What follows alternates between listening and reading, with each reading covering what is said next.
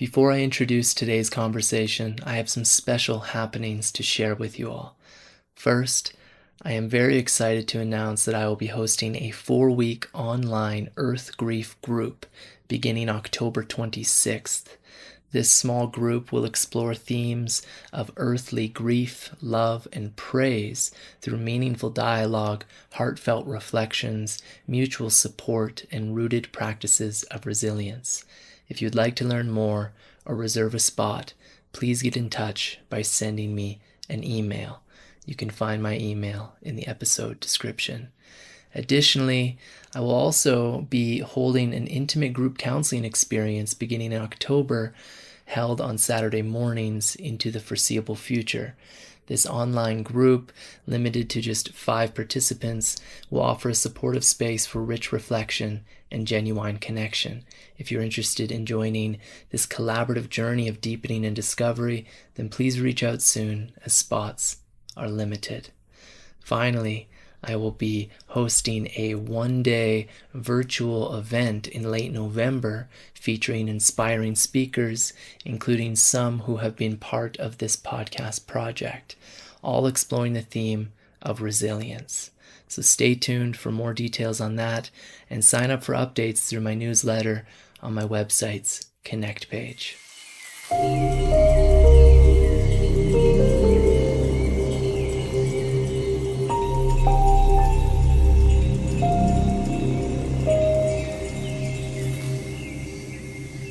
Welcome to Wild Heart Revival, a gathering place for heartfelt conversations and stories as pathways of renewal and revival.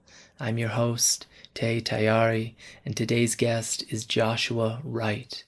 In this conversation, Joshua shares some of his journey as a young environmental activist, reflecting on how his early travels ignited a passion for protecting Earth and eventually led to the creation of his film, Eden's Last Chance.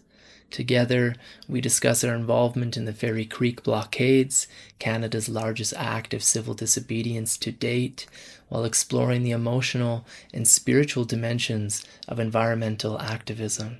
Joshua advocates for a degrowth-based society rooted in community and connection with the land, inviting all of us to embrace our inherent roles as agents of change and nurture a deeply bonded and compassionate relationship with the natural world around us.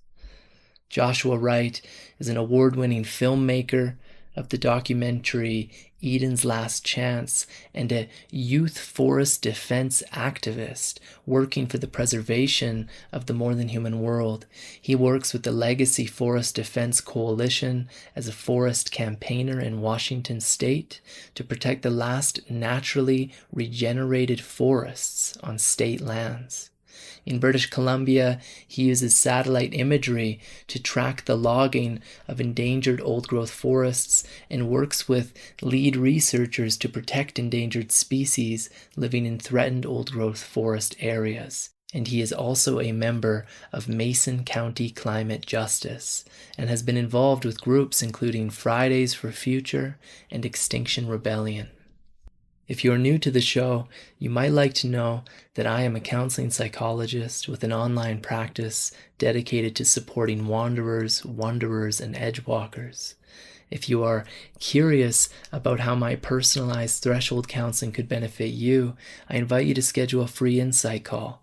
This is a wonderful opportunity for us to connect, explore our alignment, and see if we might walk alongside each other during a pivotal moment in your life. To learn more about my orientation to counsel, including the guiding themes of the threshold counseling that I offer, and to schedule your free insight call, visit coyotecounsel.earth. There is a direct link in the show notes. And for more content, including additional podcast episodes and my latest essays, follow the same link. And if you haven't already, I encourage you to subscribe to Wild Heart Revival on your favorite podcast platform. Additionally, your likes, comments, ratings, and shares are not only appreciated, but essential for nurturing the organic growth of these heartfelt conversations and stories. Now, Let's root into this rich dialogue with our wonderful guest for today, Joshua Wright. I know that you dropped out of high school, which most people don't do these days, in order to pursue the creation of an incredible film that you did, I know, at least with your father. And that took you to different parts of the world, and that eventually led you to diving from the outside perspective quite deep into activism work in the Pacific Northwest of North America, British Columbia, California, Washington. And that's a trajectory that's very unique, and I sense is laden with a lot of meaning and deep feeling. Um, and so I'd be curious to start this conversation by hearing in your words, like, what is really motivating you to do what you do each day? What's at the heart of what inspires you to continue traveling into this territory of who you're becoming? Well, first of all, thank you for having me on. To your question, I think so. I grew up the child of expat parents. So my mother worked for the U.S. Embassy, and because of that, my family traveled around every 2 years. And I had the immense privilege of being able to see the world when I was, a kid. And when you see the world and you sort of are, flying around the world in in passenger airplanes all over the place, and really you're seeing the impact of humanity really and you're also seeing some of the most beautiful places remaining on Earth. It it really makes you an environmentalist pretty quick. When I was 9 years old, I became fascinated by old trees, and I actually wrote a pretty bad book, but it was a book, 200-page book on Oh, wow. where all the old trees were, and I researched this on Wikipedia and whatnot.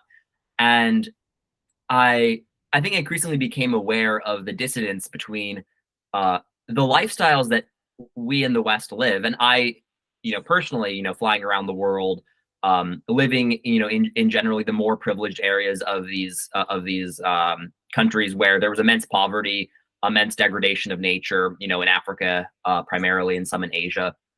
And then, going back to the US and seeing, I remember there was something where every time we went back to the US, because we're from Washington, we'd see these, we'd see leaf blowers, or you'd see those machines that lift people up into the top of trees so they can trim branches. Or you'd go into the store and you'd see, 45 kinds of toothpaste. And the sheer dissonance between that and what was happening on a global scale became really obvious to me as a, probably like a 10-year-old.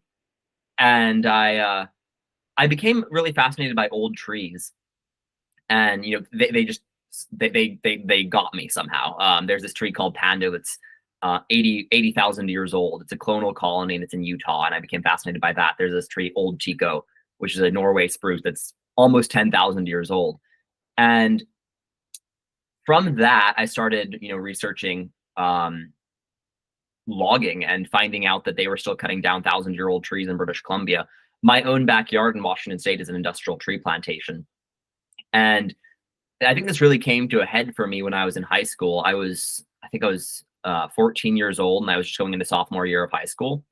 Mm. And I, when you're in high school, there's this sense, and I think this when you're in the educational system, there's this sense is if you don't stick with the program, then you're going to be a hobo under the bridge, and you're going to be a failure in life. And that was really, it wasn't my parents putting that messaging into me, but that's the cultural message you get. And what I Mm. realized was, we're in an era of climate catastrophe. Right at that time, the IPCC was warning the world had, 12 years, and that was what, 5 years ago, 6 years ago. And this was when, Greta was going on, hunger strikes, and I, I knew rationally, I knew emotionally that the way we are being taught to interact with the world is absolutely crazy, and that participating in it is what's actually crazy. but it's almost like this cultural gaslighting where everybody's like, oh yeah, we might, be heading for for the death of entire ecosystems of millions of people by mid-century, of climate breakdown. But don't worry, just go get your degree, you're going to be fine. You have that sort of cultural gaslighting, and I think eventually um I had enough and I wanted to do something, and I dropped out of high school, and that I think was the best decision I've ever made, because it put me on a trajectory towards activism and away from, I guess, the pressures of conforming to um, the modern norm, I guess, which is make it seems to make a lot of sense when you're in it, but doesn't make any sense. It's just this cultural acceptance of the norm. But meanwhile, we're in a society where the earth is dying, and ultimately, and I think what's motivated me is, I'm going to die one day. We're all going to die one day. So why does it matter how many toys you have while you're here? Why does it matter how many, what prestige you have while you're here? To me, the most important thing is having an impact. And I dropped out of high school and I decided to make a documentary. And originally it was going to be a documentary about climate change. And I think it became much more of a documentary about about radical environmentalism, and about the fact that renewable energy isn't going to solve the problem. Consumption of other resources, or so-called circular consumption, isn't going to solve our problems. What we fundamentally need is a degrowth-based society. And really, that degrowth needs to put us on a trajectory so that we're living on the land, where we're, chasing wild animals with spears and picking berries. And that has fundamentally been the only sustainable type of human civilization, or of human society that's not civilization. It's the exact opposite of civilization. It's immediate return hunter-gatherers. And I think the entire environmental movement has fallen into a trap of saying, oh, we're not radical. It's okay. We don't want to live in caves. We want all the luxuries of modern society, and we can have them. All we need to do is get an electric car. And that is fundamentally a cop-out. It's accurately addressing the fact that we are, on a trajectory towards mass extinction, and then saying, oh no, it's okay. We just, consume a little bit less. We're going to grow, but we're going to grow with electric batteries. We're going to grow, but we're going to grow with, sustainable palm oil or sustainable whatever. And it's like, growth is the fundamental problem, and consumption is the problem. Growth, the fact that there's 8 billion people, and that we're consuming more and more and more, and then in the US we consume more than, dozens of people in Africa combined as an individual people. That's the problem. And until we realize that growth is the problem and the solution, any solution, even if you're not straight up abandoning civilization, is going to be rooted in degrowth, then fundamentally you're just perpetuating the system, destroying the world, and playing into this facade that we can somehow have our cake and eat it too. And to me, a world where we're living back on the land isn't an impoverished world. It's a greatly enriched world, because we have the richness of nature, and we have the richness of the human experience that's right now being sapped into, Netflix and Instagram Reels and TikToks, where people are draining their lives away. And to me, a much richer life is where you're living on the land, in relationship to the land, living and dying as a member of a living community, rather than as a member of a community that thinks it's better than everybody else. Yeah, man. Thanks for sharing that. I thought when you said radical environmentalists, I remembered the etymology of the word radical, and it's actually connected to a sense of being rooted, which is very interesting to consider in the context of environmentalism. What does it mean to be radical? What does it mean to be rooted, really? And yeah, I also appreciate everything you just shared, and I feel myself craving to hear like a story or something from your childhood, like a moment where because I can hear laden throughout everything you're sharing that there's this deep love you have, that there's a reverence. It's very clear from the work that you're involved in that you have a deep love and reverence for the wildness of Earth. You're protecting ancient forests and different ecosystems, promoting the protection of more wild spaces. I mean, to really do that and to be fueled by that day in and day out, there's got to be a deep love there, I imagine. So I wonder if you have any stories or memories emerging in this moment as I prompt you that might be interesting to share your developing love for the wildness of Earth as a young one. Yeah, I mean, it's hard to say where loving the earth begins because I feel like that should be a part of every person. Mm, Um, and I think for me it was I don't think it was one moment where I started to love the earth, but there was definitely a period where I realized this is what I care the most about. This it beats everything. I mean, growing up and seeing coral reefs and seeing I was lucky enough to see the Serengeti and see places like that when I was 7 years old. And I think living in Tanzania and seeing the sort of, the lions and the elephants, that I think just did it for me. Like that made me an environmentalist for life. I think mm, had that not happened, I could have gone a different trajectory. I've been looking back on sort of my childhood when I was like 7 or 8 years old, and Jane Goodall came to my class and like with her little stuffed gorilla, and oh, wow. I didn't even realize that until I was like 13 or 14, and I saw Jane Goodall in some program, and I was like, wait a minute, some lady with a stuffed gorilla or like stuffed animal gorilla came to my school when I was a kid, and I looked it up, and sure enough, my teacher had written her a letter, and she'd come to my school, and it was like a one-off thing at the university or at the International School of Tanganyika, which is where I was going, and it's this third grade class, and I'm like, oh, sure enough, I'm in the picture, and I think that that it was really Tanzania that got me rooted and sort of changed me irrevocably, where I was going to fight for Earth, and I knew Mm, that. And I mm, think as I grew up, I was a really empathetic child, and I couldn't stand animals getting hurt. And one of the things that is a central thing stopping folks from acting, and certainly this was the case for me as a kid, was the terror of confronting a harm head on and realizing that you aren't a bystander and you can have an effect. Because as a kid, if I saw you know something awful happening to an animal, I would look away because it hurt too much to confront. mm, And there was a point when I was probably right before I dropped out of high school, right around then, when I started, I saw people selling, live caught crabs from the ocean. We were living in Thailand at the time. People would be selling them, and I went and bought them all and put them in the ocean. Like I would do that kind of a thing where it was like, I, it's on the one hand seems like a very small thing, but I knew the oceans were dying. I knew those crabs wanted to live, and I had $30, the equivalent or whatever, and I could buy 15 crabs or whatever and put them mm, back in the ocean. So I started doing that, and I remember I did that with some songbirds. I that happened a couple of times, and I remember the not the first time, but one of the first times I ever went into a forest that was going to get cut down. It was emotionally traumatic because it was hard to deal with. But yeah. I realized that if I didn't go in and witness what was happening, then I couldn't be effective in trying to stop it. And the thing about that is the more you do it, the more you get numb to it. So now I've been in literally hundreds of forests that have been or will be cut down. But the thing about doing that is that 20% of those, because I and other folks went in there and tried to save them, they have been saved. So it's this, yeah. I mean, I think that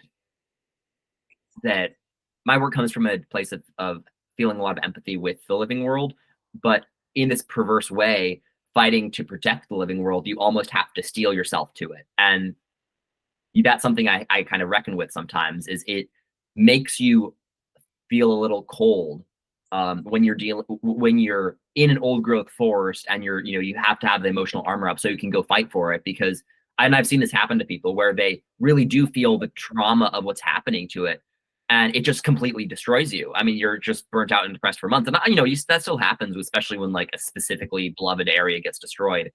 But you at some point, I think you have to like warrior up and try to fight for it, and doing that, you do make a difference, and that's my consolation is, um, I think at the end of Eden's Last Chance, the documentary, I come to a place of we're probably screwed. We're probably not going to be able to solve this problem, but we could make it 10% better. We could make it 50% better if we're lucky. We could reduce the amount of species going extinct. There's a gray area, and I think there's a lot of black and white thinking in our society. Either everything is going to collapse and we're all doomed and everything's going to die, or oh, it's okay, just buy an electric car, you'll be fine.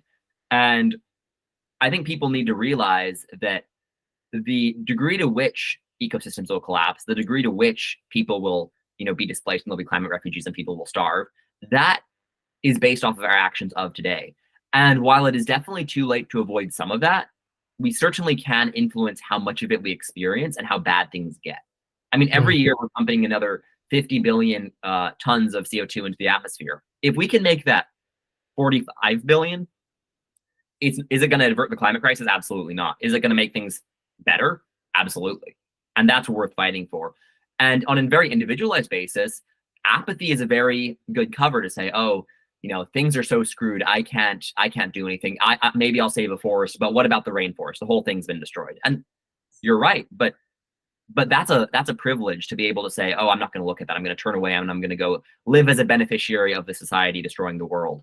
When you could then instead go and say, hey, maybe the rainforest is gone, but this part of the rainforest is still here, and I can do something about that.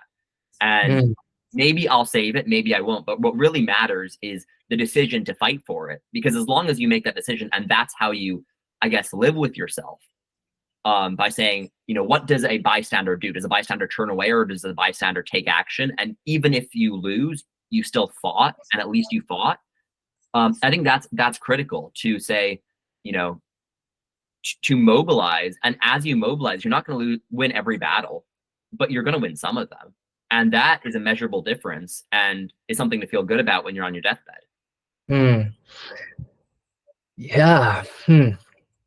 And what does it really mean to warrior up, in this time, in the face of a military industrial complex that is so vast, so unfathomably vast, that our fleshy little carnal selves can't even begin to orient toward? Like, you're using a lot of language like fight, battle, and I get that, and I think that there's something really important in that, right? The warrior within is essential. That energy is essential to harness in the face of destruction, unnecessary, undue, horrendous catastrophe and destruction. But it makes me wonder, what does it mean to be a warrior today? And I think that to be a good warrior, you need to be an equally good lover. And it makes me think of Joanna Macy, actually, how she talks about, she has that book, it's called something like World as Self, World as Lover, something like that. And it's this orientation, like, if you have a loved one dying, typically you're not turning away from them, even though some people do. But typically you're not going to turn away from them. You're going to turn toward the pain. Absolutely. And whether you can take that in and deal with it in a wholesome and honest and integral way, that's everyone else's journey, like own journey. But you turn toward them, you turn toward the pain. You know that they're dying. You don't leave their side. And that takes a warrior strength. That takes a courage. Root words of courage, by the way, are to be with heart. It takes the willingness to open up to the immensity of feeling that's there, the grief that's there. You said that you kind of become numb over time, and I get that, man. I've spent time up in those cut blocks too in the Pacific Northwest, and I mean, I can't even, if I were to open myself up to the whole thing, especially without the proper support, I could be completely undone, and who knows if I'll come back together.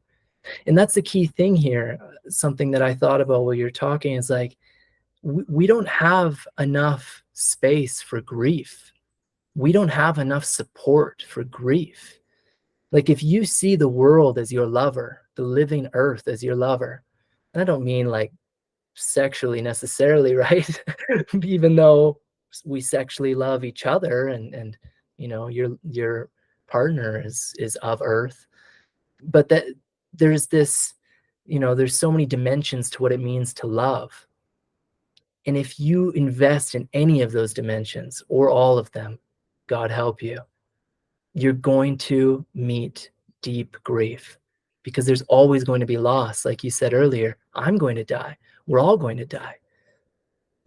And facing these catastrophes, these ecological catastrophes, I mean, it's just so much pain is there. And I just don't think that we're holding each other well enough in that pain. There is this motif that we need to keep warrioring up, and there isn't enough time to slow down. And I get it, it seems counterintuitive, slow down, but the world is ending so quickly. And it's like, yeah, it is. But maybe a part of that is our pace, Mm-hmm. What does it mean to slow down and listen and feel? And how does that change things? I want to read something here I mentioned, or I'll let you respond. It looked like you were going to Yeah, respond. I think you said it perfectly, where you need to let the love for the world drive you. Mm, And when a friend is dying, you don't turn away from that. And that is what that's being, I guess, strong in the face of death and of destruction, of incredible trauma. yeah, And you need to go, and that's what I feel like. It's almost a compulsion I have to go see these areas that even areas I know I can't possibly help save, like areas that nobody cares about on the end of Vancouver Island that are just these amazing old growth forests, and I'm getting there at the 11th hour and they're going to get cut down. I still have this need to go see them, so I'm connected with that emotion of I guess seeing a loved one die, mm, and being there and feeling that grief and processing that and giving space for that, and almost, hiking out these areas is very therapeutic. And you'll sometimes you'll practically have panic attacks when you're out there and you're like, oh shoot, did they cut down this area that I love? And maybe they did, maybe they didn't. But you need to give space to feel that, process it, really, really feel it for a while, and then say, okay, I'm gonna shelf that for now, and I'm gonna go fight for the next place, or I'm gonna go fight so I can not just fall into that grief, but let that grief and that love drive me. And I feel like my activism in a way is motivated by this immense well of love and grief. It's sort of one and the same, yeah, where I almost feel like I hold the memories of many of the places that I've been that have been destroyed, and I'm fighting for them in a way, and I'm mhm, fighting for these next areas that haven't been destroyed yet and that we could save. And mm, I think you said it perfectly when you said, you don't look away from a dying loved one. I think that is yeah, the you know the reason that I think most environmentalists do what they do is because of love, and that that is a really important thing to feel. And at the same time, you also need to you need to have space for that, and then you have to have space for efficient action, because they're going to auction the forest tomorrow, and you got to do whatever you have to do to stop that. And it's mm, this balancing where you can't let you have to give space to experience it, and then you have to have the ability to leave that where it is and go fight another day. mhm, mhm. Yeah, Bayo Komalafe talks about this idea of radical accompaniment, and he gives a really vivid example of what that might look like by discussing or exploring this mythic story of this West African god. I'm forgetting the name of the god, but this god had the power to stop the slave ships, is the idea, during the slave trade. But rather than stop that process from happening, the god got on the ships with the people and went across the seas with them. And it really invites this radical, different, strange, difficult orientation to what it means to be with the horrors of life.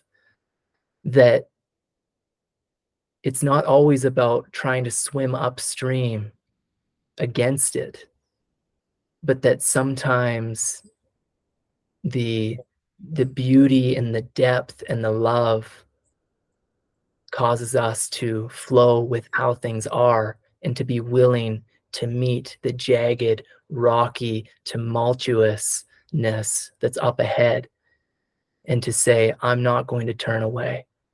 I'm not going to turn away, and I'm not going to stop. And I'm here. I'm companioning this with all my heart. Yeah, and that's fundamentally choosing not to be a bystander and saying, I'm not going to emotionally detach myself because it hurts too much, because that is an immense privilege that I think a lot of people have in our society, where they agree that we shouldn't be destroying the world, but they don't feel themselves as being an active agent of stopping it. They see themselves as just somebody living their life, and they don't necessarily, they think the government should fix it, or they think that, those people out there are those amazing activists. I couldn't possibly be like them. Right. And it's a real privilege to turn away, and not turning away is the first step towards action, and saying, I am going to feel this. I'm going to put myself there with the animals dying, with the forests that are dying, and I'm going to be there for them at least. And that means something, because it transforms you into somebody who's a bystander, into somebody who's going to be an active agent of change.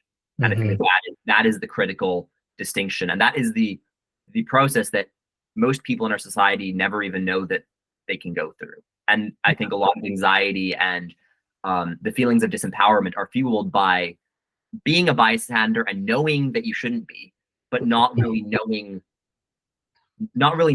what you're not doing. Just knowing that, having this itch that you feel like you should be doing something, but you feel disempowered. You feel like, oh, well, what can I do? And individual people can do a lot. And once you stop being a bystander, that's, I think, where the real change, that's where you become an activist. Yeah, and I think that the dominant narrative around so-called climate change and the ways in which to halt it or redirect it or reverse it are often misguided, that they're too simplistic, that they're steeped in this mechanistic worldview that has birthed most of modern day science. And so when I was preparing for this, I was reading this book by Charles Eisenstein called Climate: A New Story, just to kind of get my heart-mind wheels spinning again. And I came across a couple things that I'd like to share, and I thought that he summed it up really good here of like, how are we looking at this? And he titles this section "The Wrong Debate."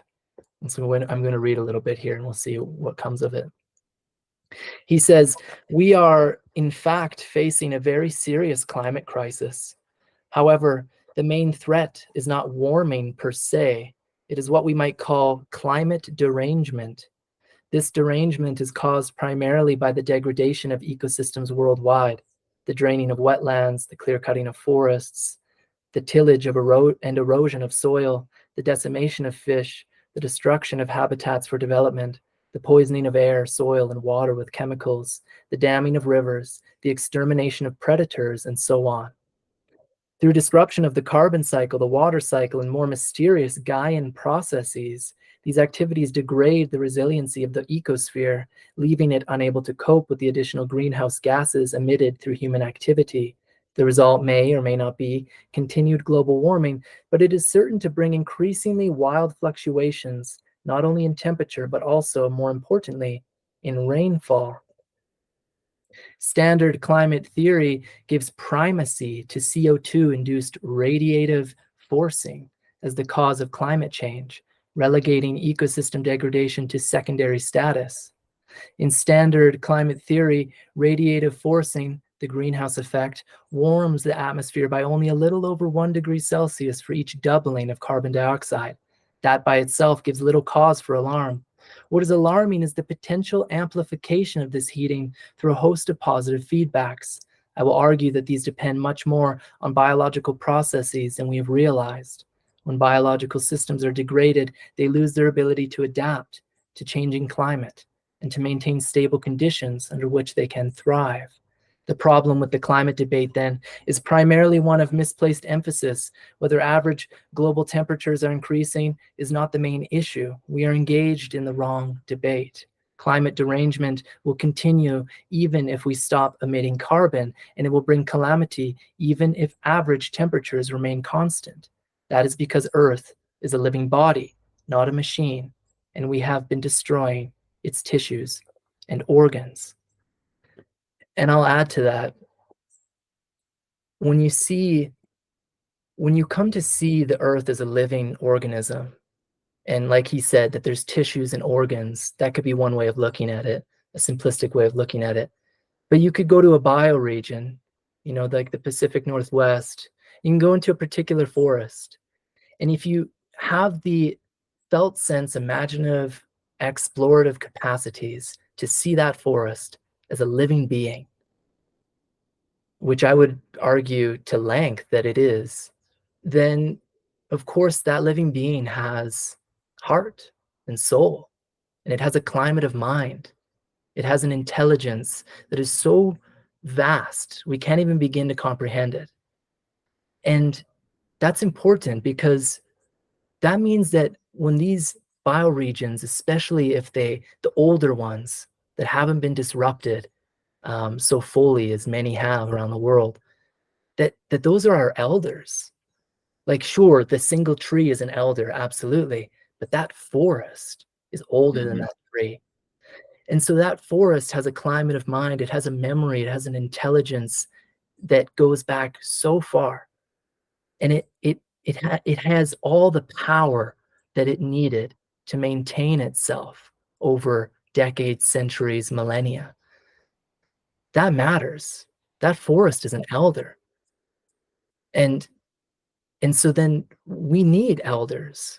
We need the old wise ones to be able to live rightly and in a good way.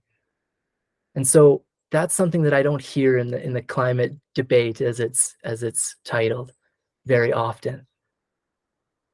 Be curious to hear your reflections and thoughts on that. I think that the mainstream climate debate, climate movement, climate consensus fails to recognize that climate change is not the central problem. Climate change is a symptom of a broader problem, and that broader problem is human supremacy, is colonization, is industrial civilization, which fundamentally disconnects us from the natural world and makes us see everything through a mechanistic lens on life. A good thought experiment is think about what a future would look like if we suddenly invented this machine that just sucked all the carbon out of the atmosphere. We could just, click a button and we, go down 100 parts per million and we're all good. We would still be destroying the forests. We would still be bending the non-human world to our will. We would still be, having literally billions of land animals killed every year in industrial agriculture. We'd still be devastating ecosystems, devastating fisheries. The world would still be fundamentally in peril. And the simplistic discourse around carbon being the only problem is just that, it's simplistic. Mm-hmm. One way you can think about the Earth, and this is how I think about it, and that goes to your point of forests being a literal living organism, both individually as trees are living organisms, but collectively as well, is that we as humans are made up of billions and trillions of independent organisms. Our blood cells, the mitochondria within our cells, the microbiome that are literally independent organisms. They don't really have that. We can't exist without them, but they're also not us. They are a symbiotic relationship that we have in our bodies. You can take your blood cells, if depending if we have the same blood type, right? You can put them in my body and they'll keep being blood cells. They will not die. They will. So those are fundamentally elements of something that makes you. And in that same way, I think it's very hubristic to think that we, as all of these individual humans, trees, mosses, lichens, don't also make up a collective that is Earth. And that Earth isn't in turn part of a collective, which is the solar system and the galaxy and the universe. And that the universe might just be a little part of, you know, a cell in some other greater organism. We have fundamentally no way of knowing. And I think our mechanistic worldview says, oh, there was a big bang and, you know, XYZ happened.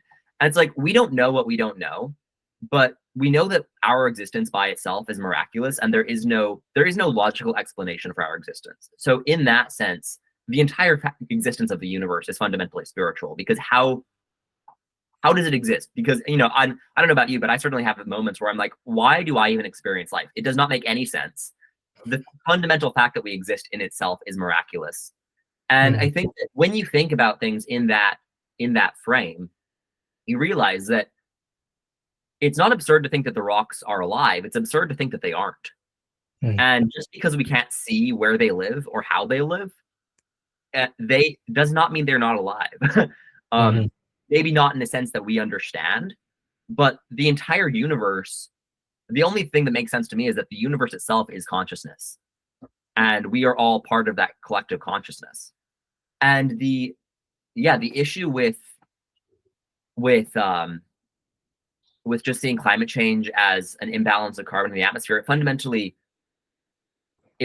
denies the reality of colonialism, the reality of human supremacy, where we as a species, we have a, if you read, you know, the founding text of Judeo-Christian religion, they say fundamentally that the earth was given to man, not woman, but man. It was given to man for him to rule. He is the lord and possessor of nature, and whatever he wants is correct, and everything else is there for him to pillage.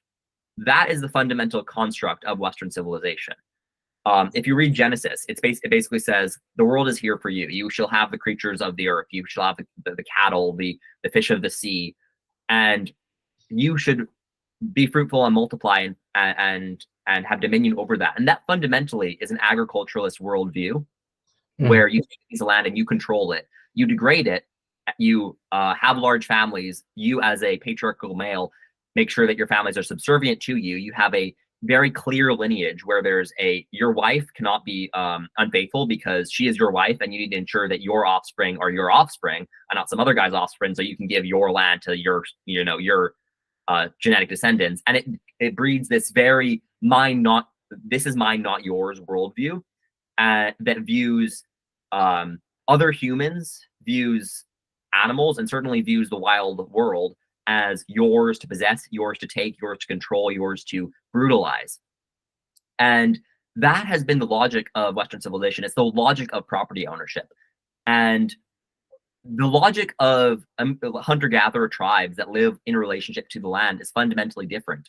Because in that kind of a relationship, you are both eating from the natural world, and you are also food for the natural world. You will be eaten one day.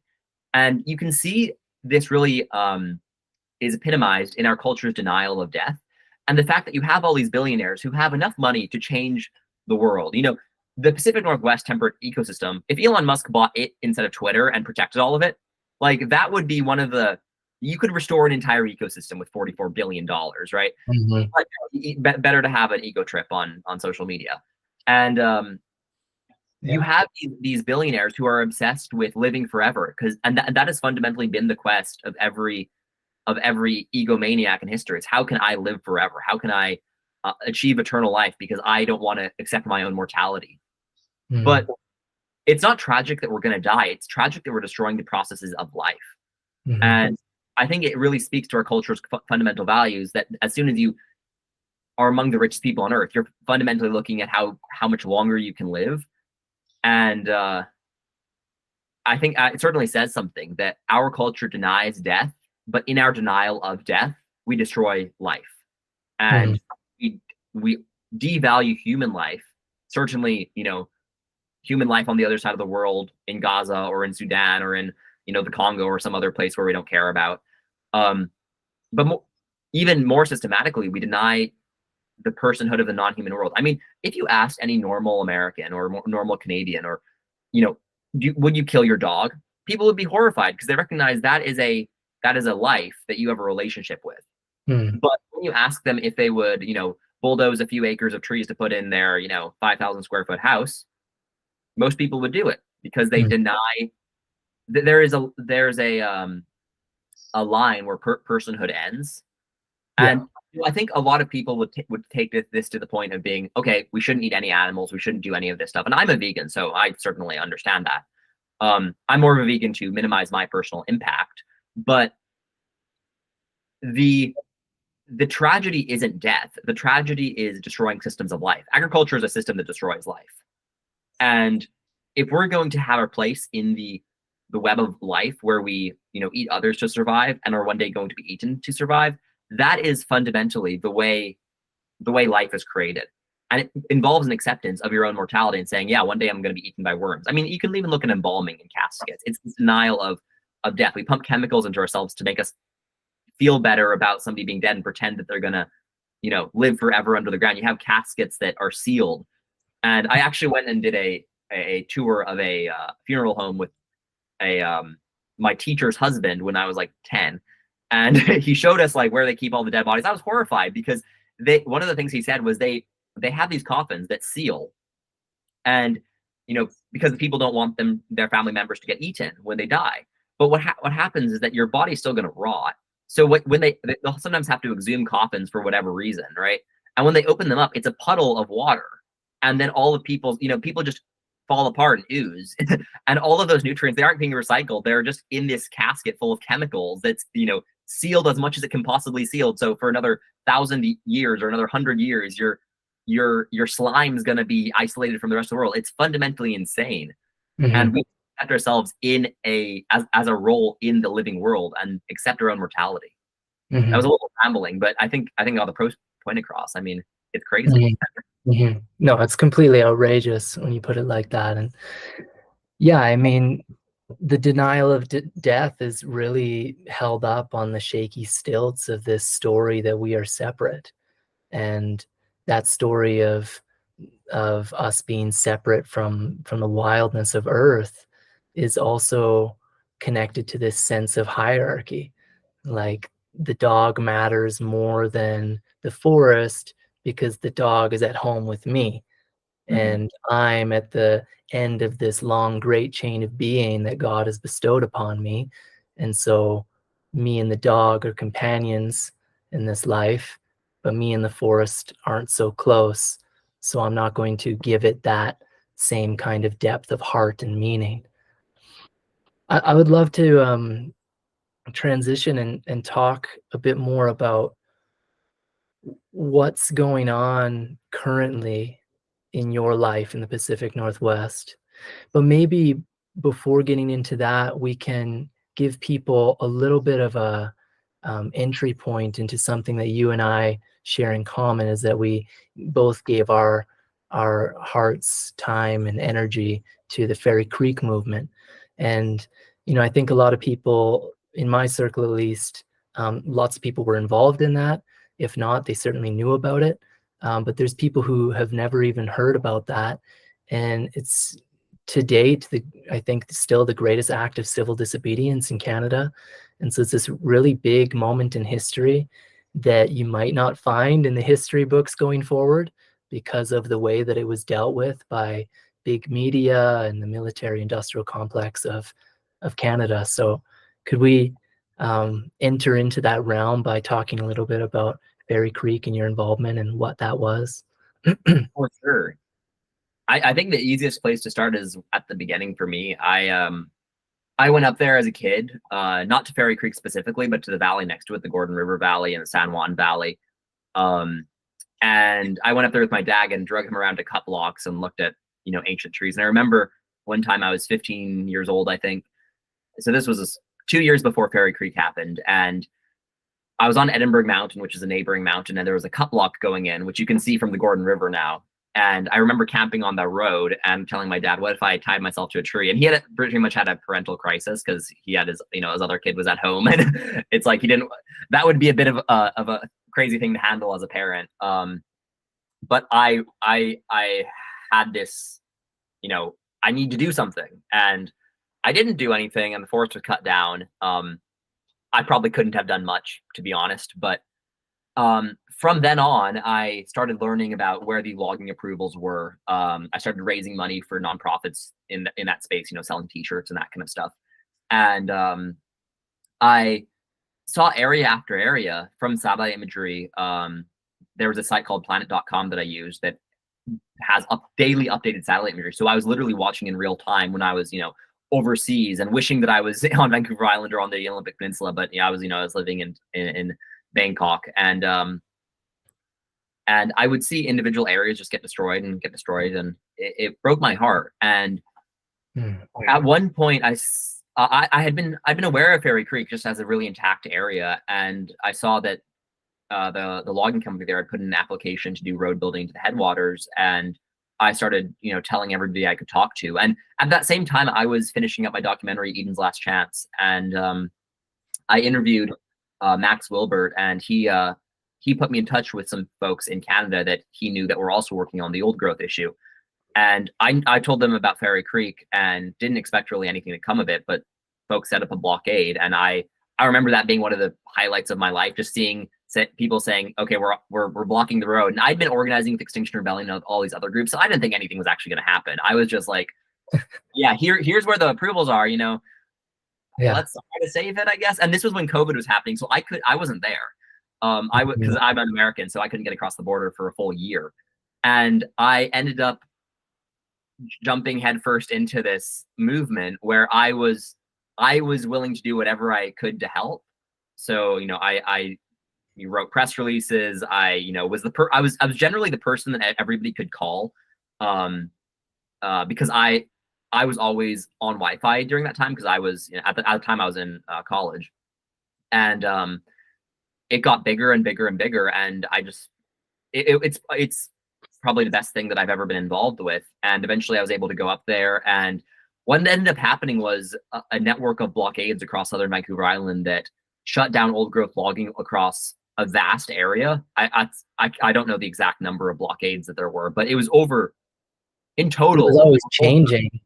It was always changing too, right? For There was things popping up and being torn down, and yeah, very dynamic. Yeah, it must have been something like 24 camps total at one point. Not all at once, but simultaneously there were at least 10 at one point.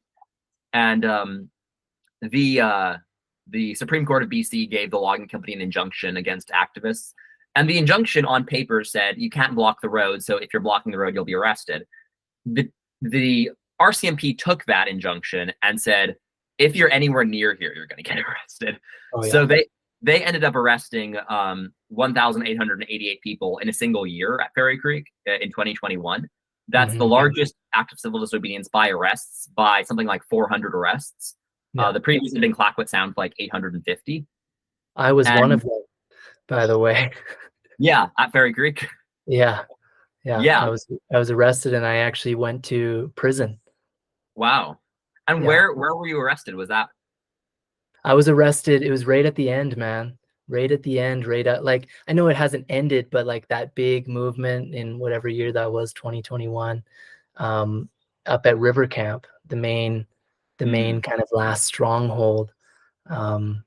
Yeah, we can talk a bit about that in a moment, but I just wanted to say that among those 1,000-something people, I think I was like near like the 600th person to be arrested, and the Canadian government actually sent me to prison for a few days for that eventually. Thank you. Yeah.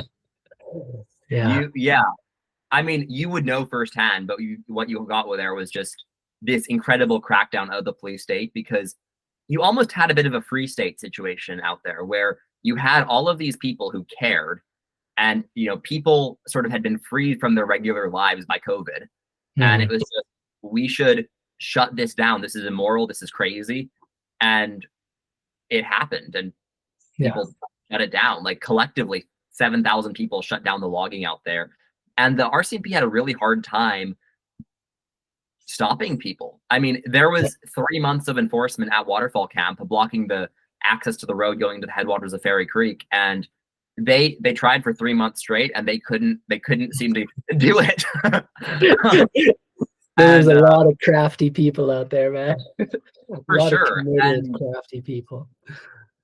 Yeah, and what came out of that was the government, made all sorts of promises to protect old growth, and they have to some degree, but they haven't stopped logging it. They've it's pretty easy to protect old growth in some areas and log it everywhere else. And that's what they're doing. So Yeah. they've gotten about $1 billion in financing, probably as a result of Fairy Creek, to protect old growth. So we can say, okay, that's a good victory. Fairy Creek itself is not protected yet. It's under deferral until February.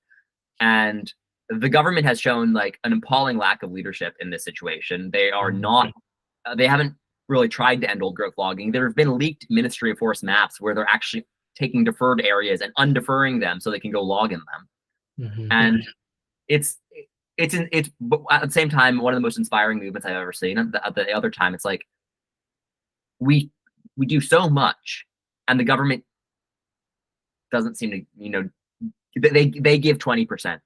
It's like 20% is better than no percent, but what the hell, you need. Because it's not government. I mean, if we want to say government, I think we have to put /industry. Like, for sure. They're not separate, right? So if you put something in the cogs of industry, government has all this power and all this money, taxpayer money, to put into bringing the military in, which is essentially what it was. I mean, the RCMP were there, but there were also, I mean, I came into contact many times with people who weren't part of the RCMP. They were something else, and they were getting flown in helicopters, and they had automatic rifles, and they didn't have any name tags on. They would come in and do raids in the middle of the night. They were very violent and terrifying. And so I guess what I'm trying to say is the government had so much power because of the amount of money that they have, and so much vested interest in supporting industry and leveraging the Royal Canadian Mounted Police and beyond to enforce that. Yeah, it was more than a battle about logging. It was a battle about enforcing the colonial rule of law and saying, you as a popular uprising have no right to say we can't come log here. And the Tree Farm License 46 is this vast area. It includes Fairy Creek, it includes the Walbrand Valley, and it contains something like, I don't want to say 20,000 hectares of old growth, a really big area of old growth. And Fairy Creek is just a little part of that. The government spent something like $80 million on police enforcement at Fairy Creek. 80 million. That would have been enough to buy the entire TFL from the logging company. But you can see where their priorities are when they would rather spend $80 million literally beating up 12-year-olds and arresting hippies and people who just care and give a damn than they would actually fixing the problem. Because fundamentally, there's this fundamental objection towards, people power. I want to say. There was a Rainbow Eyes was one of the indigenous activists who got arrested the most up there. I think she got arrested. Beautiful being. She's so beautiful. Yeah. And in the I want to pull this up just so I have it correctly, but in the ruling where she was given a prison sentence, the justice basically said something along the lines of, let's see if I can find the exact quote. The judge said that the quote-unquote rule of law was the only thing that separated civilized, quote-unquote, civilized societies from anarchy. And I think that that's fundamentally it. It's a matter of upholding industrial emphasis on industrial civilization, where the point of the government, the point of the rule of law is to protect the people who have the property and have the power. No, it doesn't matter that they stole that property. It doesn't matter that the government gave them that property after it stole it, right? It's there to protect the interests of the rich and powerful. And the only thing that separates rule by the people, which is what anarchy means, from the rule of law, or from civilized society, is the rule of law. And I think that was what was it about. It was about is I don't think the system could withstand people power and people saying, no, you can't log here. What if we stop you? What if 7,000 of us stop you? That's right. Yeah. And the thing is, like, if they would have let us win, I guess, in the way that we wanted, then that would have just set a precedent for so much more, like a cascade of positive, what we would consider positive change to happen. For But sure. that positive change, that in the way that we hold that, is in opposition to industry. They So had they had to beat the hope out of a generation. That's why they were so brutal. That's what they wanted to do. They wanted to beat it out of people so that they wouldn't try it again. and they were brutal. This is something that people don't understand. If you were only on the periphery of this, you don't know that they were pointing automatic rifles at us in the middle of the night. They were beating us. I was the first group to be pepper sprayed, Mhm. direct pepper spray, getting run over by police cars. I mean, so much stuff went undocumented with like film and whatnot, because They arrested journalists. a lot of stuff happened at night too, Mhm. especially in the later weeks leading up to kind of like that first big defeat, really, that we experienced out there. And like I was blown away, because I was born and raised in Canada, in Alberta, and then I moved out to the West Coast, um, just before that Fairy Creek movement. And being out there, I went out there, of course, with a deep sense of love, because I'd spent a lot of time in my life out in wild spaces in the Rocky Mountains. And one of the reasons why I moved out to the West Coast is because of some of those old growth forests and that incredible wild coast area. And when I moved out there and heard that this movement was happening and got the details, I thought, well, how couldn't I go out there and see how I can be of some kind of help? And so it was this intense love that was driving me. And when I when it got down to it, like, I think if you really got down to it with people, that was why everyone was out there. There was a lot of anger and rage, and I don't think that was just from that experience. I think people have a lot of anger and rage from years of growing up in this society and being inundated and being totally like brainwashed as to what it means to be a human creature of Mhm. Earth, and to live in relation to ecology and nature. And so I think there was a lot of this anger and rage that people had out there. But when you'd get into intimate conversations, it was love that was driving people. And that was something that was difficult for me, because, of course, the anger and frustration was really present, especially when people were not taking care of themselves well enough, like Mhm. staying up all the time throughout the night, overworking, not being nourished and not being nurtured, and not taking time to rest and to grieve. And so it created this kind of deranged way of facing things. And that was something that really hurt my heart, because I would see these beautiful people who came out here for love, and they would get wrapped up in this fighting mentality. And then they would meet the military industrial complex with that, and it would Mhm. actually escalate things and make things worse. I would say that overall, it was so peaceful. Like, I didn't see people being violent toward the police force at all, but they were with their energy and their words in a lot of moments. And a lot of moments they weren't too. But there was this kind of energy of like, we're here to fight. These people are the bad people. And something I recognize is when I had the opportunity to talk to some of these police officers, and I invited them into a conversation that was a little bit more tender and heartfelt, and inviting their perspective on what was happening. There were some times when some of these police officers would shed tears in conversation with me, which is something that a lot of people didn't get to see or experience. And that had me thinking, well, wow, what I it, I felt a lot of compassion for many of those police officers, not all of them. A lot of them really, a lot of them had their own rage and darkness that they were living out in that area. But, some of them, I felt a deep compassion, because they were torn apart. They didn't want to be doing what they're doing. And it just Mhm. had me thinking, look, well, what the fuck is this then? What is driving this? You have the people that are on, we might say, the right side of history, because we're standing up for the more than human, for the earth as a living being. and we're saying, no, you can't keep doing this. You can't keep up this destruction. But then you have the people who are on the opposing side, putting the rule of law into effect, and a lot of them were also torn. They For didn't sure. know where they stood in it. And I thought, wow, what a wild time to be alive, where many of the people who are putting in the rule of law don't even believe, or they don't even understand what they are doing, but it's their job and they have to. Yeah.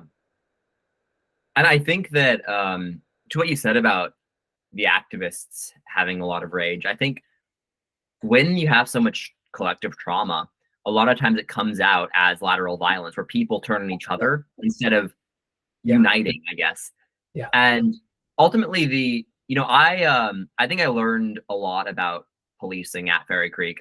I I guess before I hadn't really seen how, you know, abolishing the police tied into environmental activism, and I think it became very evident how that institution was fundamentally corrupt at every level. Like there isn't a you didn't get the good cops towards the end of Fairy Creek because the good cops couldn't live with themselves and left. You ended up getting the people who kind of liked beating people up, right? Right. um, Right. and I think Yeah. one of the most powerful things that I think was a tactic that was employed out there was appealing towards. There were definitely some police out there who looked at themselves and didn't like what they saw, Yeah. and you Yeah. definitely had people leave. And I think that was it was almost a feedback loop that was taken advantage of by this system, where you had only the people who liked it ended up staying towards the end, and you had these people who were all in black bloc, and you did have police who quit. There was an article of one of them who quit, who basically said, "This is unethical. This is I disown this."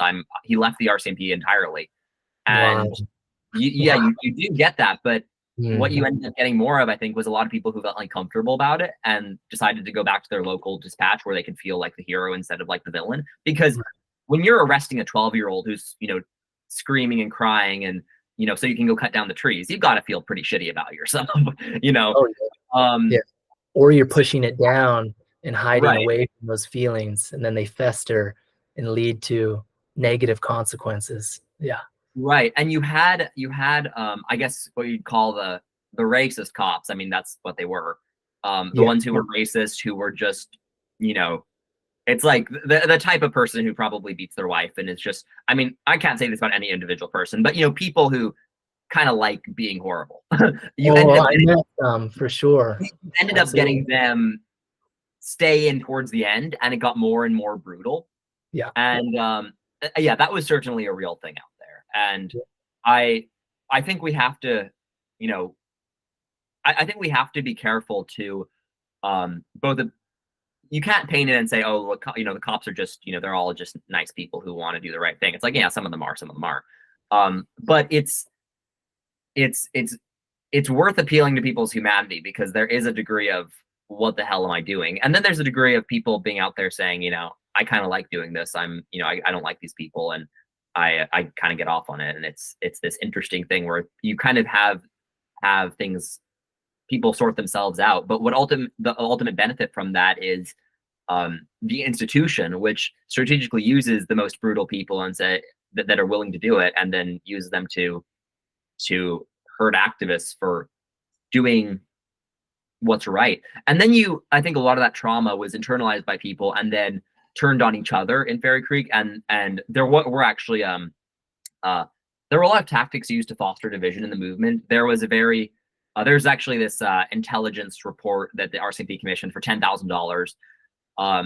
And if you read the report, it can't be published because of a court order, but I've read it, and it's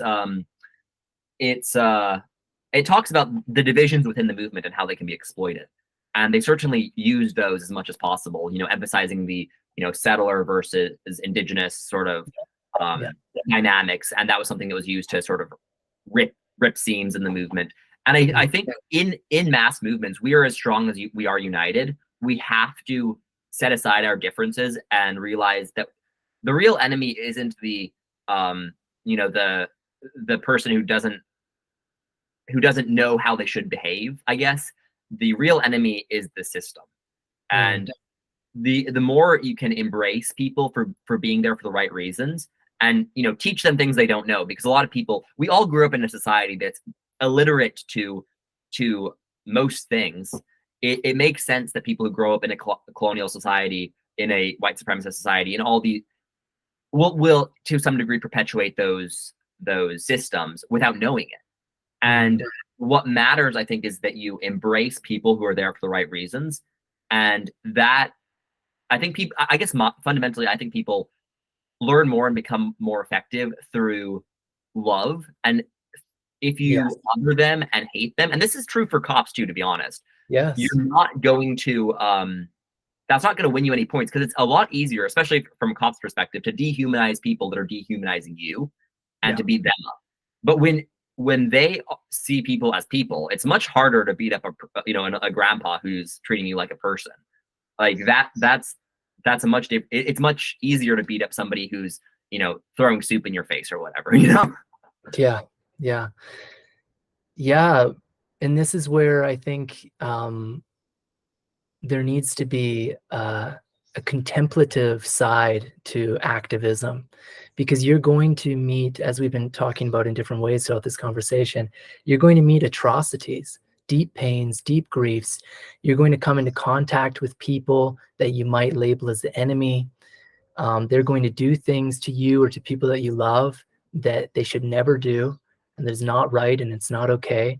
And that's going to cause pain, and it's going to cause anger.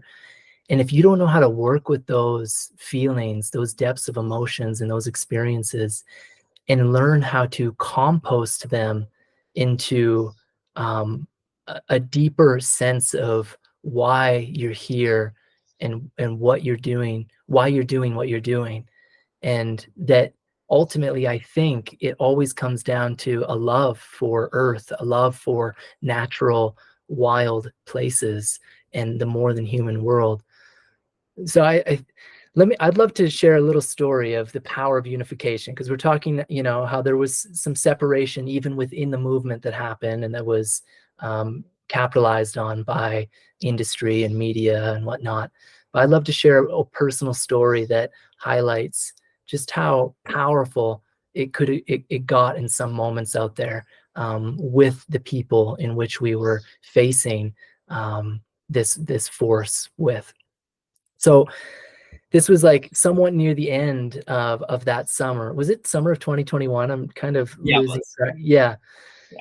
And, so many of the camps have been dismantled at this point, actually all of them. And all that was left really was River Camp, which was up at the top of the mountain, some kilometers of logging road from the main highway. And that was the only camp that was left.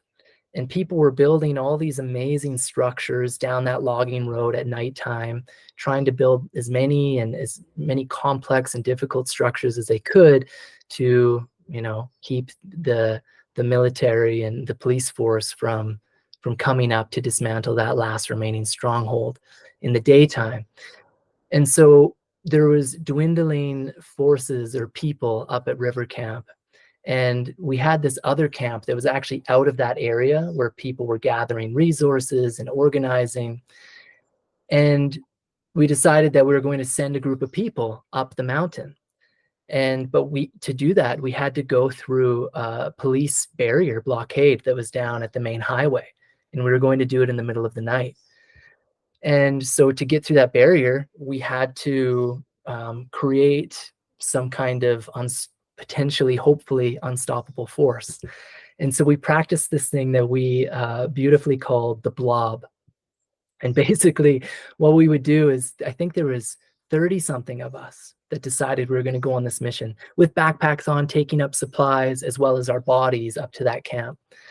And this blob is, we would all gather in a group, and we would make sure that we linked our arms into each other's backpacks, right? And you ensured that you were kind of locked into as many people as you could, and you just didn't let go. And so the way that we'd practice is that we'd get in this structure where the outside is people just facing the outside, not holding on to anyone necessarily, but being held on to by this mass of 30-something people. And then to practice, we'd have others come in and start pulling on us. And the idea was, don't let go of anyone. So we go in the middle of this night to make this mission, as we called it. And that was an amazing scene of all these vehicles driving on logging roads in the middle of the night. The headlights and the dust, and we're all packed into these cars and having this sense of like, wow, we're doing something powerful right now. We're uniting for this mission. It was really quite special of a feeling. And we get to the main highway and we get out of the vehicles and we start walking up the highway to this barricade, knowing that in some moments we're going to blob up and try to cross over this barrier and then hike up the mountain. And of course, as soon as we get in within sight of this barrier, this barricade, the police see us and they start calling out and, gathering up to meet this force of people that were coming. And once we got close enough, they came out to stop us, and we banded up into this blob, as we called it, and we just kept walking. And the first police, they did something really interesting, actually. They came up to us and they knew they weren't going to stop us, and they were just on foot. And so what they decided to do is they decided to get in our way, and they purposely got kind of not trampled, but they purposely got in the way so that we just walked through them.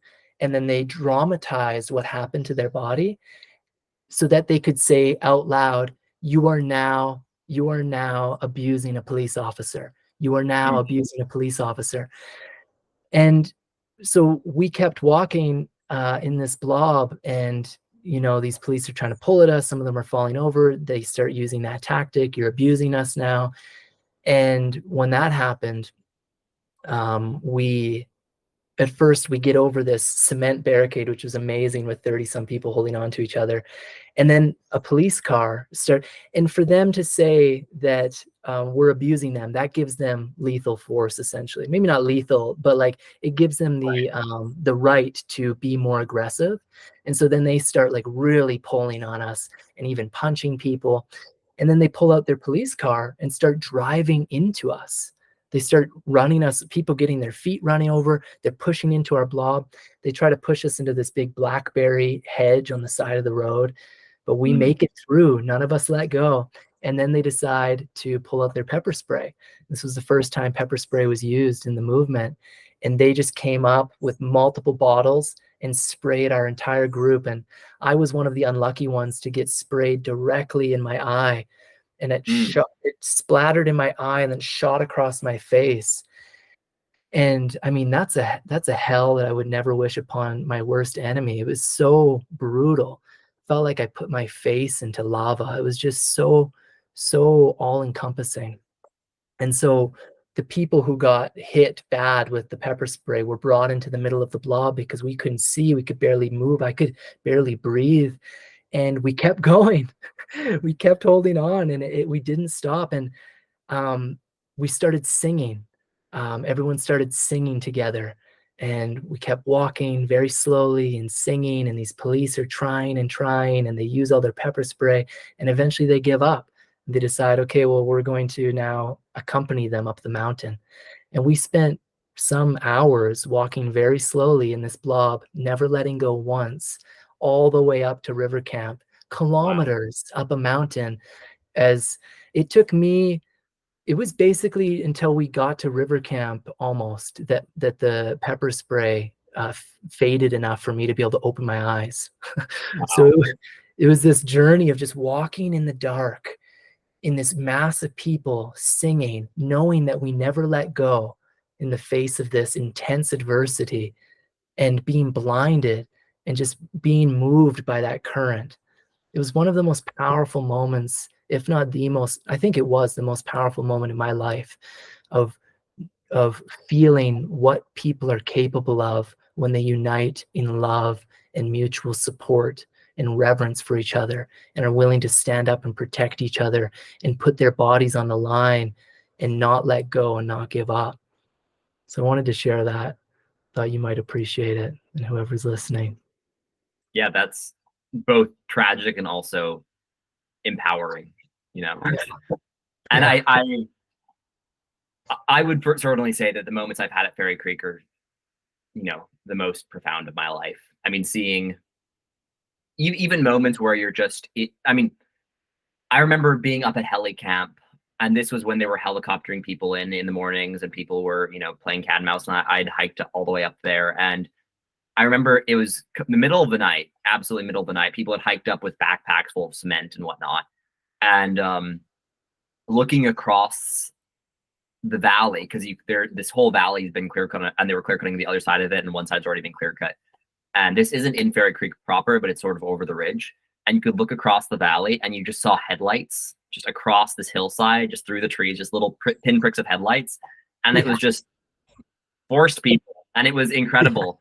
And I've been going back to Fairy Creek and other areas for years, even with the gates. Some of the hikes are like, I think it's something like 2,000 feet elevation gain, and just going on these crazy, 40-kilometer hikes through the bushes with a backpack on, trying to hide from loggers.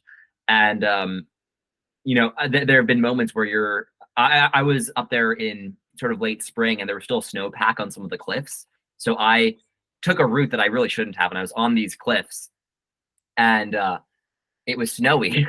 And one side was Fairy Creek cliffs, the other side was Granite Creek cliffs, and I was going along the line of the cliffs, which were also sort of cliffs.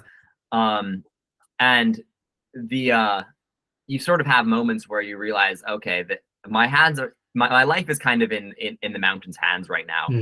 And I wouldn't do it again because it's terrifying, but it's all, once I got to the top, it's just this feeling of being embraced by the mountain. And I think that's really part of what you feel when you're out there, is really the land is on our side. And the reason that Fairy Creek was able to do what it was able to do was because so many people out there didn't have an adversarial relationship to nature. And the RCMP did. Like, it was the scary woods for them. And the activists could run into the scary woods because I don't think Fairy Creekers were really scared of the woods. And yeah, it's I think in many ways it was a revolution of spirit out there, and I hope it set the groundwork for a much broader revolution. And I hope that the repression of the state, I mean, I'm getting sued by the logging company, but a lot of people have dealt with a lot worse than that. Being pepper sprayed or going to jail. Rainbow Eyes is going to go to prison for 2 months apparently, that's what the judge wants, but we'll see what happens. I mean, people have dealt with worse. So you're getting sued though. No, it's a slap suit. So basically they sued 15 of the Fairy Creek organizers, or people they perceive as organizers of Fairy Creek, for financial damages, and they never really specified how much, but I've heard as little as 10 million and as much as 40 million.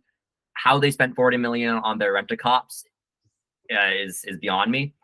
But the company is sort of going through financial difficulties right now, so I'm not worried about it. But I hope that the repression doesn't prevent people from realizing that revolutions of that sort, it was almost I hope that was the beginning of something much bigger and much more systemic, I guess is what I'd say. And to say it's the start, it's not the start, but I hope it was a beginning, I guess. And it's something that I'm not going to stop fighting for sure.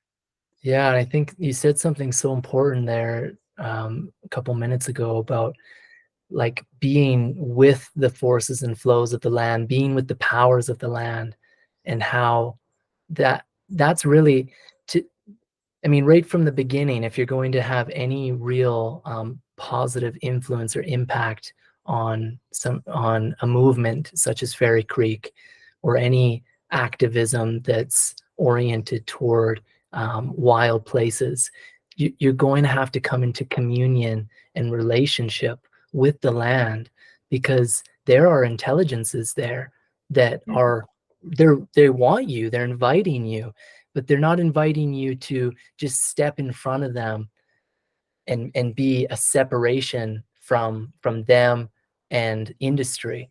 I think the invitation is to be enmeshed and immersed with those intelligences, to be in relationship and to work with them to make a change and a difference.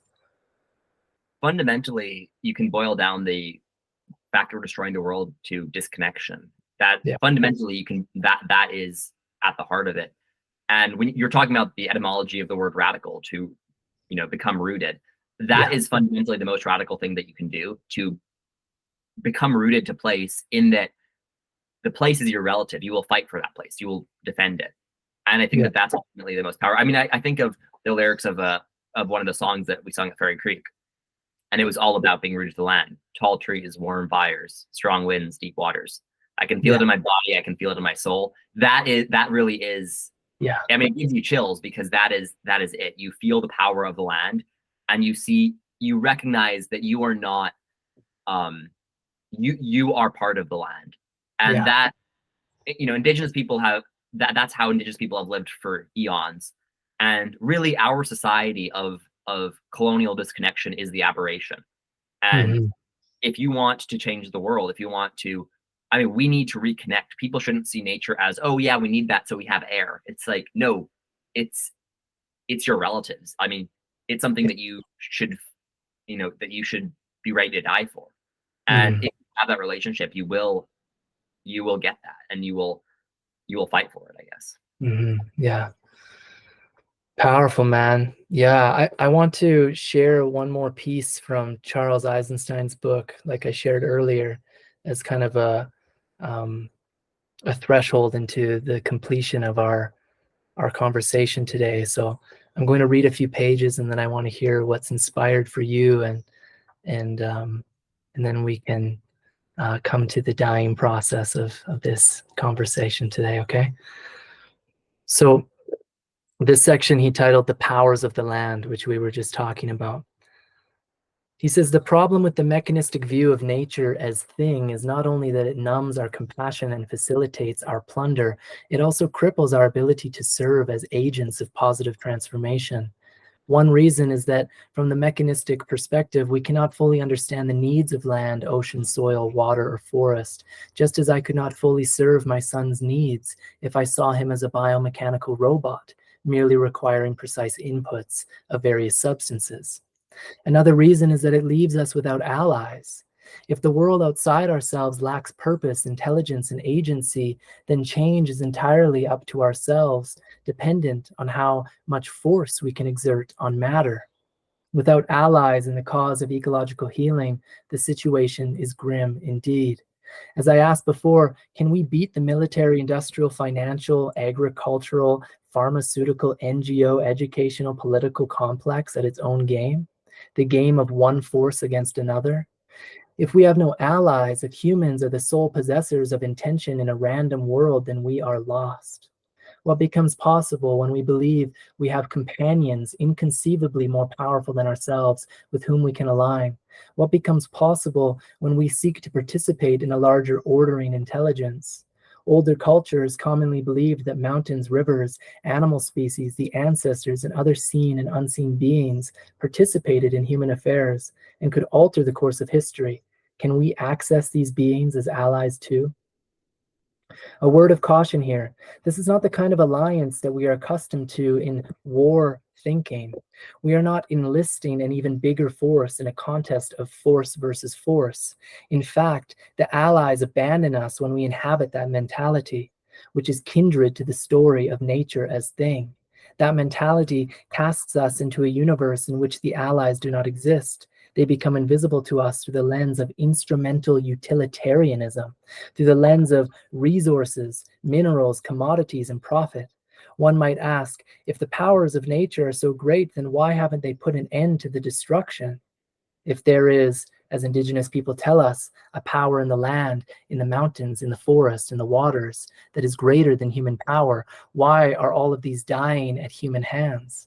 It is because theirs is not a power of force versus force. Yet this does not mean we cannot come into relationship with these beyond human powers. We cannot impose our terms upon them or pervert them to our ends, but we might align ourselves with the tiny sliver of theirs with which we intersect. The Australian activist Daniel Schneider told me a story about a protest against a fracking project in New South Wales. Thousands of people, including many Aborigines, occupied the site, set up a camp for 3 months, blockaded the roads, chained themselves to cars, and sat on top of poles to block heavy equipment from entering. Quote, basically, we were preparing for battle, Dan said. They found out that a force of 800 police were being prepared to move in the next week, along with agents provocateurs to create a pretext for mass arrests. The protests prepared for a showdown, not to actually fight the police, of course, but to battle for public attention and media exposure. They had drones and cell phone cameras sending live feeds to global activists. They were prepared to win the war of public perception and expose the villainy of the police and the government. As tensions were reaching their peak, Dan proposed an idea to a group of Aborigines at the site. Everyone felt the foreboding that they were entering a losing battle. So why not try something else? Why not try something radical? Since they knew media helicopters were coming, why not make giant art installations visible from the air for them to film, instead of the usual script of police arresting activist hippies? The Aborigines loved the idea, brought out their dreaming stories, and soon had sketched designs for 200-foot giant rainbow serpents and other figures to be drawn on the ground with sacred ochre. They also planned to greet the police ceremonially with giant fires making sacred eucalyptus smoke and 500 men painted in ceremonial colors with clapping sticks and didgeridoos. The next morning, Dan got a phone call. The government had canceled the fracking license. Later, an Indigenous elder woman came to him. "Thank goodness we let go of conflict," she said. "This is why we were so successful. I've seen it before." Usually, it is the same story. The police come in, all the black fellas get arrested, lots of the white fellas get arrested, and the project continues. But this time, because we let go of conflict and entered into art and ceremony, the ancestors of the land could come in and exercise their power. Unquote. I heard a different version of the story from my dear friend Helena Norberg Hodge, who lived an hour from the site. According to her, the victory came thanks to the knitting ladies, older women, white and Aboriginal, who, as they quietly went about their knitting, kept peace in the encampment, restrained the fighting and drunkenness that broke out among the men, and opened up backdoor communication channels with the police. Working behind the scenes, they shifted the dynamic away from confrontation. Furthermore, by humanizing the protesters, they disabled the narrative of environmental extremists that would have facilitated a police invasion. I see these two versions of the story as complementary, not contradictory. How did the ancestors of the land exercise their power, if not through the quiet faith of the knitting ladies? What power sustains those women? What holds them in peacefulness against the onslaught of us versus them thinking? In the story of force versus force, the deeper sponsoring assumption is that if anything purposeful is to happen, we have to make it happen. It has no room for the agency of other beings to engineer synchronicity. It locks us in a world where the ancestors and the powers of the land have no room to operate. Nor does it allow the women to wield their feminine power to hold the peace so that the ancestors in the land can do their work. In fact, it says to them, women, ancestors, and earthly powers, we don't need you. We don't acknowledge you.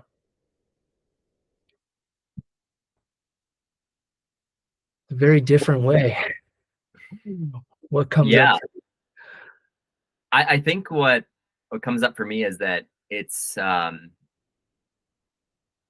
state does what it does through its monopoly on violence, and that's not something that you're going to win with. I'm not saying that people who go and sabotage some mine somewhere doing a bad thing or anything, but you're not. The state has the ultimate power to destroy and the power to arrest people, kill people, and that's a fact. So how we get out of our current situation is not going to be with those means, because the state will win. I think that's fundamentally it. And yeah, I think that seeing the land as a part of us fundamentally is the beginning of the way to create a change. And it's not, honestly, it is no single answer, in my opinion. Yeah. But yeah. It's critical that people see themselves as agents of change and realize that you don't have to be an expert to take action. All you have to do is connect to where you live and with places that you love. And I say fight, but whatever work to protect them. And one of the things Hey, and you fight can be good. It's just what fuels your fight. right. Is it anger and rage and othering, or is it that you're fueled by love, that you're fueled by passion, that you're Yeah, fueled by deep connection and reverence? Then your fight is worthy of a cause. But if you're fighting because you're fired up by hatred, then your fighting is just going to cause deeper hatred. I mean, what did Martin Luther King say? He said he talked about the beloved community, how important it was to create a beloved community. What does it mean to see the other as beloved? What does it mean to invite people into love as change rather than hatred? Yeah. absolutely. And the fact is that we are in an absolute crisis, and I think that if anybody listening to this isn't acting, then I think the most important thing is to act, and to do that in whatever way you can, whatever way feels right. And one of the things that you see in, like in the NGO space, for instance, is I've had work that you do it, like, have Fairy Creek type work, and I've also had things that are more typical, like NGO stuff. NGOs aren't going to save the world. Mhm. We'll save areas, we'll save one bit after another, but fundamentally you get the argument of, well, we need lumber, we need this, we need that. And it's like, no, we don't. And one of the core things is move your allegiance from identifying with the we of industrial civilization to the we of the community of life. And once Mhm. you do that, that empowers you to actually change the world, because you're not looking for where, we're going to get where industrial civilization are going to get 2x4s to put up wall marks. You're looking at how can we, as a community of life, all eat and all live off the land and all live communally. And I think that's another really important thing, is that there is the fight side of it, but there is also the how do humans live on this land, on the earth, on this land, in a sustainable and connected way. And I think that a lot of that knowledge has been lost over the past 100 years, 1,000 years of colonialism. And I think there is as much of a fight to getting that knowledge back as there is a fight to stop the harm at its source. And that's what I focus on. But I think that it's two sides of the coin. If you're going to walk away from industrial civilization, you need a place to go to. And that is the side of things that I don't think we've created nearly enough of. And I think the more we do that, and the more we show people that there's an option, you don't have to go to college, you don't have to, participate in the conventional world, you don't have to go into debt and all that. You can say, no, I'm going to go live in the forest and live off the land. If as more that becomes a real option, the more I think real change we can create, because we can suddenly not be dependence of a system that's destroying the world, because that's absolutely what we all are right now. Yeah. Yeah, and you don't have to join an NGO, as you're saying. I worked for a couple of NGOs, and specifically in the Salish Sea area. And man, let me tell you, it was a small one, but they are incredibly disorganized, totally bogged down in way too many conversations that are completely directionless. They don't have enough resources. The people that are working in these NGOs are typically working for multiple. They're totally overworked. I mean, they were just spinning their wheels. It was so incredible. I was blown away at getting it on the inside of one of those organizations and going, and not to say that some of these NGOs don't have real influence and make an impact. They do. But I guess the point I'm trying to make is you don't need to get involved in that kind of thing. Grassroots movements are the way. Like, just what is happening in your community? What is happening in your local environment? Have conversations with people. Talk about your mutual love and reverence for the place in which you live, and then how does that drive natural action toward caring for what's around you? Right. Find what you love, and where you live. Go trespass in the backyard and go see what's happening on Yeah. the land. Yeah. Find your love for it. Like, have that real relationship, see where the harms are, because unfortunately, I guarantee you there will be harms, and fight to protect that place and fight to restore that place. Fundamentally, I mean, and this is, to your point about NGOs. Like right now, I work part-time for an NGO in Washington, so I do that in Washington, and then I do volunteer activism up and down the coast, and that it's a very effective. We're stopping all sorts of destructive timber sales. It's great. However, the end goal, because of the way we're working within the system, is not a world where we have an intact rainforest. It's a world where we have better logging practices and log somewhat less. But that isn't going to that's not going to recreate a rainforest ecosystem across Cascadia. It's just not. It's effectively saving individual places right now. But in order to actually transform because it would still be it's still operating from a point of view of and this is not necessarily the NGO point of view, but the working within the system means you have to work within the system's values to a degree, and that means that it's like, oh, where are we going to get our timber supply? Where are we going to get our energy from? Oh, we need renewables. That is fundamentally not going to save the world. It might make things slightly better, but we need to change the loyalties of people so that the system itself becomes obsolete. And instead of saying, okay, where do we get energy? Is like, why do we need energy? We've lived for hundreds of thousands of years without it. Why is it impossible to live without now?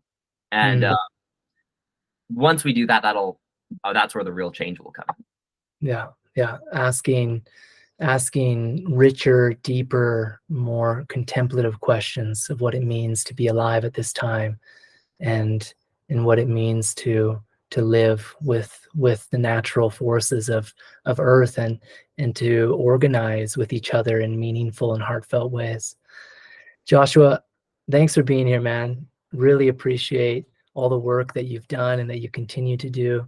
I appreciate you offering your time this morning to dive into this rich and important conversation. It was great to meet you and to learn more about you and your orientation.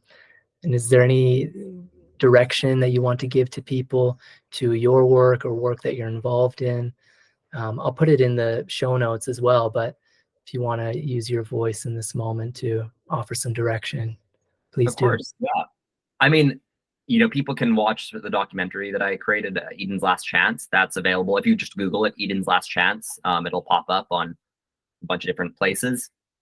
And if you want to connect with the work I'm doing in Washington State, Legacy Forest Defense Coalition.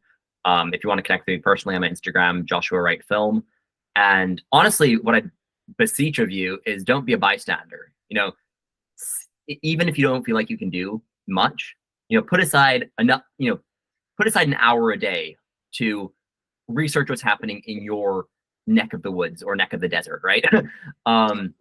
And try to don't focus on your individualized actions in terms of did you buy the organic oats today? Focus on what's happening in your own backyard and what you can do to stop it or to create more of it if it's a good thing, right? And don't feel like just because you don't know what's going on that you're not able to fight to make things better. And one of the things I would say is it really starts off by spend an hour a day researching what's happening in your own backyard and in the places that you care about. Are there threats to them? There probably will be. And then what can you do to help create change? Yeah. Well, we'll let this part of our conversation die for now, and hopefully there's some incredible new growth that rises out of that for those who have tuned in to listen today. So once again, thank you, man. Really, really appreciate you being here.